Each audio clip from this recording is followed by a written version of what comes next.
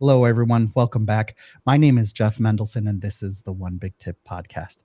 Joining us today is design queen Ari Kshurshak, CEO and head of strategy at Cikalofia. This creative technology agency helps women-led brands in femtech and direct-to-consumer achieve their goals through strategic positioning. Ari helps women led companies delight their customers beyond a pretty design, focusing on its social and cultural impact and innovation through data and tech and the visionaries behind them. She transforms the vision of the business into a tangible form that helps set the business apart from its competitors. Her one constant in her work is spot on design for a significant impact without fail because she specializes in establishing strong brand pillars and online experiences. This is going to be a great conversation today. Ari, thank you so much for joining me and welcome to the show. Thank you so much for having me here today, Jeff. I'm excited. Yeah, so this is going to be a really fun conversation. Can you please walk us through a little bit about who you are and what makes you so amazing? Oh, such a hard question to answer. I am not originally from here, right? I'm originally from a small island in Indonesia called Bali. And, growing up, I did not know what I wanted to be. But, you know, with surrounding as I grow up, there are just so many things around tourism. And when I did finally find what I wanted to be, it wasn't something that my parents, to be honest with you, approve of because they thought that I was going to be a starving artist because nobody in my family goes to art school. But I did it anyway, knowing that I have this big passion about design and I feel intrigued with all things related to marketing and advertising. So I went in and realized this is where I want to be. I want to have a career in design and wanted to just figure out how we can translate ideas into, something more tangible that people can connect with, that people can really feel that they can become well loyal to, right? Purchasing or even like gaining more sales or even creating more impact to the community. So I honestly felt like my route or my journey has been a really complicated one to find what I wanted to be. But in terms of like, why am I amazing? Goodness, people tell me that I'm so amazing at design, and that feels like my big part of identity. But on top of that, things that people don't know is that the way I see design sometimes can be different in terms of like how people would, evoke things around the brand. When you hear about brands, right, you probably think about, okay, the visual, the look and feel, or maybe some of the experiences. But what people don't know about creating a brand is more about the understanding of like, what is this, company or this brand supposed to be? What's its character? What is its purpose? And how does this particular brand impact the audience? Like, can they create connection based on what they are delivering, whether it's products or services?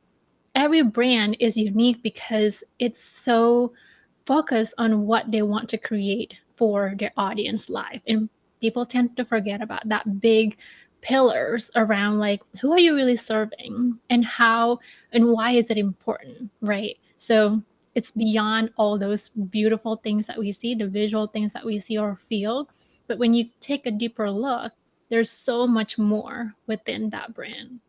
You know, marketing nerds like us get it, right? Basically, that, one of the things that I like to do is just sort of like dissect the merits of the billboard I just drove past, right? Why is this one captivating and why is this one so impactful?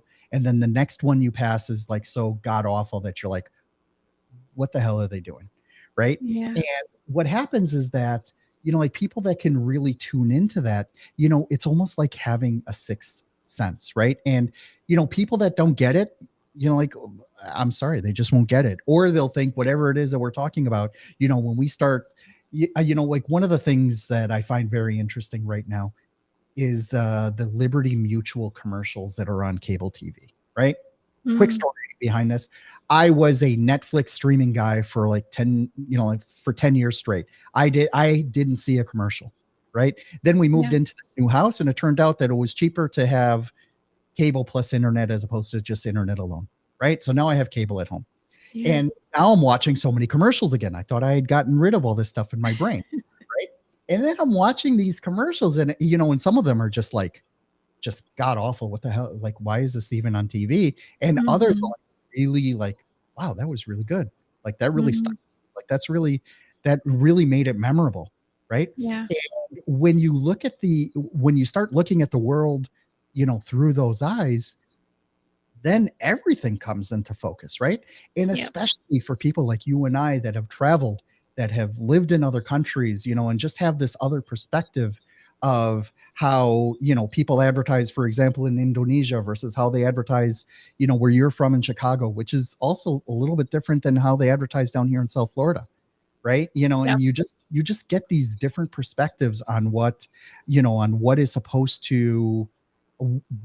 to map to us, what is supposed to turn us on and make us and make us respond. One of the things I find interesting about your work is, first of all, like that you're working with women-led brands, right? And I got to Yeah. ask, why focus in on that, right? So I get the whole, like, we all need to rise up together, and I get that there's a lot of great untapped potential that really needs to come out. Mhm. But how does your agency help women-led brands to be greater than themselves? How does that look?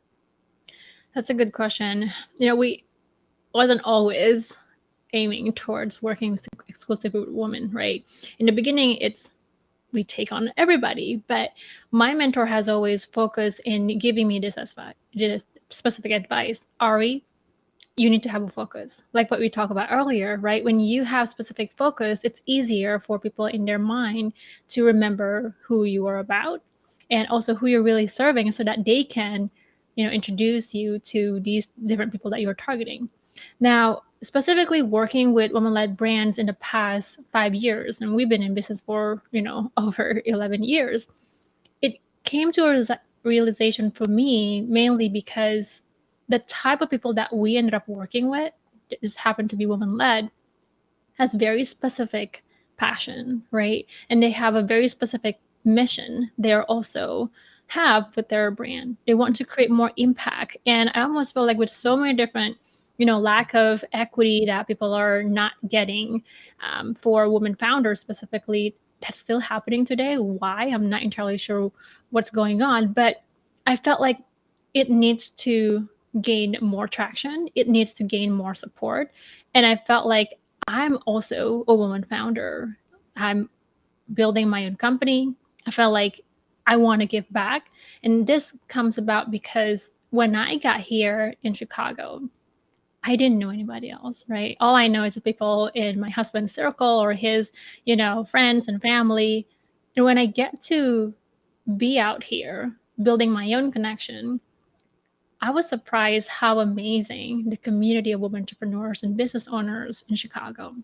They're not only super supportive, they're like opening me with such a warm and guidance on everything that I needed to do. So left and right, they would introduce me to different people, mentoring me.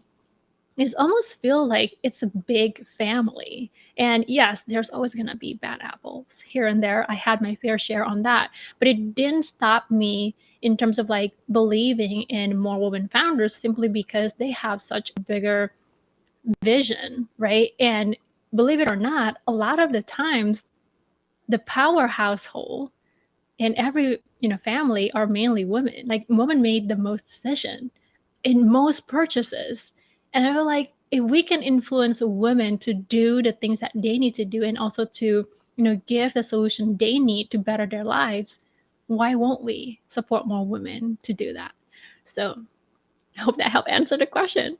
It does. It does, because basically what we're talking about here is really focusing down, and that was part of the intro. We're not just talking about, creating a pastel colored website, Yeah. to be feminine branded or to be, you know, uh, really what we're talking about here is to create a product, is to create a strategy that touches you, that touches you, like on the inside and makes you remember, and like you said, makes you loyal. Yeah. Let's talk about that because that's part of your one big tip is how to strategically position your brand so that you can have this impact and really make that touch to to really be more impactful. Tell me a little bit about your process and how you approach that when you're dealing with a new client, for example. Yes. Oftentimes people will come to us and say, "Hey guys, we have this brand, but we don't know what to do with it. Now we have this idea to bring, more engagement online. Like we just don't know what to do." Right. And at that moment, I often ask everybody, like, what is it that you truly want to do with your website? Because oftentimes people would say, "Yeah, I have a website because I have a business." Don't every business need a website? To a degree, yes, but really looking at a website, right? First, you gotta create one. You gotta build one. There's a lot more investment to it, not just in terms of money, but also energy and time. And then you would ask yourself, like, okay, I have a website now. What do I do with it exactly? Does it bring in money? Does it bring in sales? Does it bring in more leads and so on and so forth? If that was the goal, then it should do that for you, right? You shouldn't create a website that you have to consistently have to work hard on, but the website should do something for you. It should be an investment for you so that you can gain more leads, you can gain more sales, and whatever other goals that you want in order to support your business.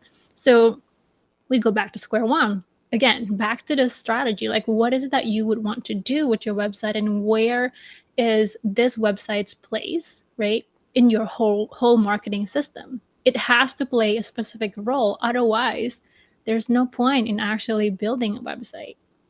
One of the interesting things I find that still more than a few people hang on to is the idea that their website is basically a brochure, Mm, right? And if you treat it like a brochure, then other people will treat it like a brochure. And what happens to yeah, brochures when someone puts one in your hand?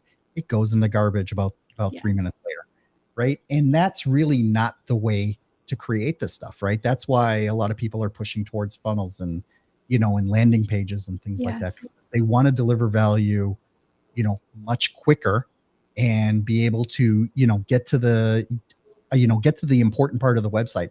The whole thing about, you know, crafting an about us page, right?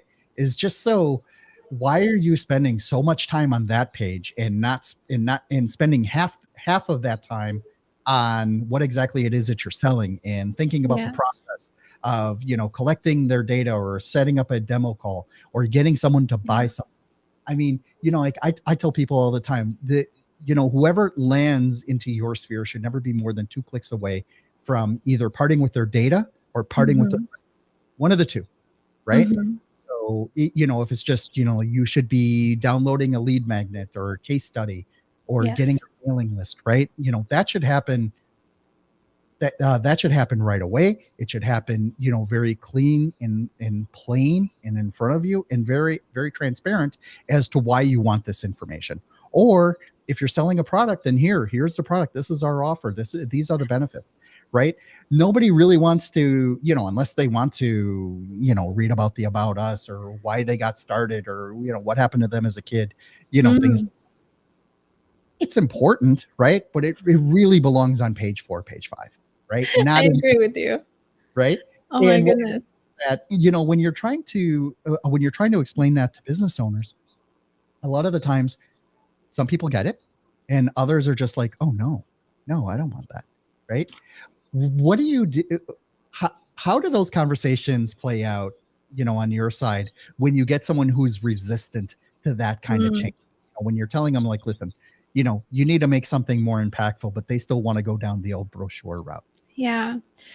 Oh man, that conversation sometimes happen here and there, right? Sometimes you work with, a couple different people who has their own way of doing things.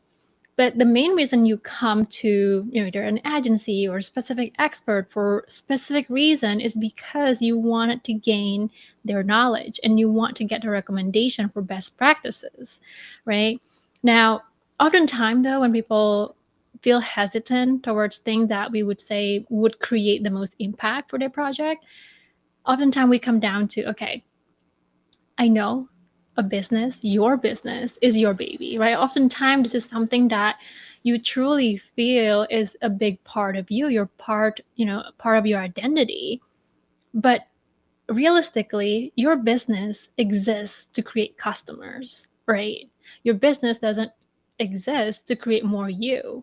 You want to connect with your customers. If we don't deliver that type of connection, that messaging, that solution for your target audience, your business will fail. And I think a lot of the times, us, business owners, we do not want that. We want anything in order to succeed, right? So I think changing some mind shift around there is very critical, because as soon as you start putting it into a position of how the brand should serve their audience and create more customers so that the business can thrive, they change their mind a little bit. Oh, yeah, you're right, I am too attached to it because it is my business, and we get it, we totally get it, and this is yours, but we need to create that connection regardless.